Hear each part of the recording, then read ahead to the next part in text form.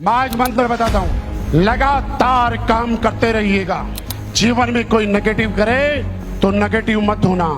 याद रखना, भगवान ने किसी के घर में लड़की पैदा की है तो उसका हाथ थामने के लिए किसी न किसी घर में कोई लड़का पैदा हुआ है। भगवान ने किसी को चोंच दी है तो कहीं न कहीं उसके लिए चुगा जरूर दिया है। याद रखना, भगवान ने अगर हमें मुंह दिया है तो खाने का अनाज कहीं न कहीं तो होगा, बस चल के जाना होगा। भगवान ने जो चीज दी है उसका सॉल्यूशन हमेशा दिया हुआ है।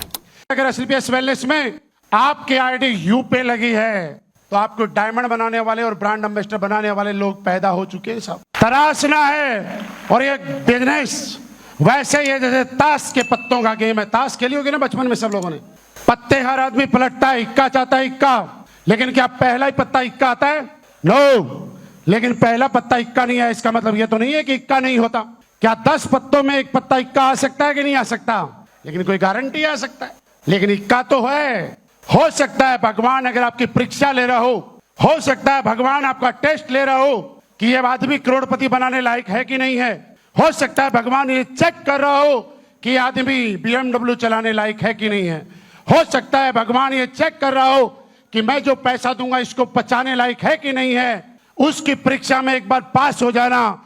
जिस तरह से 48 पत्तों के बाद 4 इक्कों को आना पड़ता है, वैसे कुछ समय के बाद आपके नेटवर्क में डायमंड बनने वाले और डायमंड बनाने वाले लोगों की लाइन लगनी तय है। सर पत्ते पलटते रहना पड़ेगा, रुक मत जाना साहब। दूसरी बात, आपके बच्चे को जब आप आर्ट्स में पढ़ाई कराते हो तो ट्यूशन आर्ट्स वाले से पढ़ाई करवाते हो या कॉमर्स वाले से लगवाते हो? अगर कॉमर्स या साइंस ले रखी आपके बच्चे ने तो साइंस वाले टीचर से ट्यूशन लगाते हो या आर्ट्स वाले से?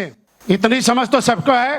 कभी किसी ने सोचा ऐसा कि मेरा बच्चा साइंस में और आर्ट्स वाले से ट्यूशन पढ़वा लेता हूं? ऐसी गलती करी किसी ने? मेरे दोस्त, फिर हम लोग गलती क्यों करते हैं? आपको कोई भी सलाह दे जाता है, कोई भी चलता फिरता आपके में ये बोलता था तेरे बस की बात नहीं है। अरे किसी को कैसे पता मेरे बस की बात नहीं है? मेरे बस की बात है या नहीं है सिर्फ मैं जानता हूं, इस दुनिया में मेरे अलावा कोई नहीं जानता। कैसे पता किसी तीसरे आदमी को मेरे बस की बात है कि नहीं है? कैसे पता किसी तीसरे आदमी को कि मैं कर सकता हूं कि नहीं कर सकता? और आप किसी की भी बात मान लेते हो। जिसकी बात मानते हो नेगेटिव करने आता है, उससे पूछना एक बात, तूने जीवन में ऐसा कोई काम किया कि मैं तेरी सलाह मानूं? और हम लोग ऐसे ऐसे लोगों की सलाह मान लेते हैं जिनके पैदा किए हुए बच्चों ने उनकी बात आज तक नहीं मानी। अरे हम ऐसे ऐसे लोगों की सलाह मान लेते हैं जिनके 7 फेरे लेके आई हुई बीबी ने उसकी बात नहीं मानी क्योंकि वो बात मानने लायक ही नहीं है। बच्चों ने उसको बात मानने लायक नहीं समझा, बीबी ने उसको बात मानने लायक नहीं समझा, और हरे घरे आदमी ने बोला तू डायमंड नहीं बन सकता। हाँ यार तू सही कह रहा है। किसी ने आके बोला, शुरू वाले ही बनते हैं। मैं आपसे सवाल करता हूं, बोल के जवाब देना सारे लोग। क्या लगता है आप जीवन में कभी दादा बनोगे कि नहीं बनोगे? दादा बनने की सही उम्र क्या है? कितने साल की उम्र में दादा बनोगे? कैसे कह सकते हो कि 60 में दादा बना जाता है? कई तो 70 में भी बनते, कई तो 50 में भी बनते, कई 45 साल में भी ये टारगेट पूरा कर लेते, कई लोग 55 में भी बनते। आप मुझे बताइए, दादा बनने की कोई फिक्स उम्र है क्या? नहीं है ना।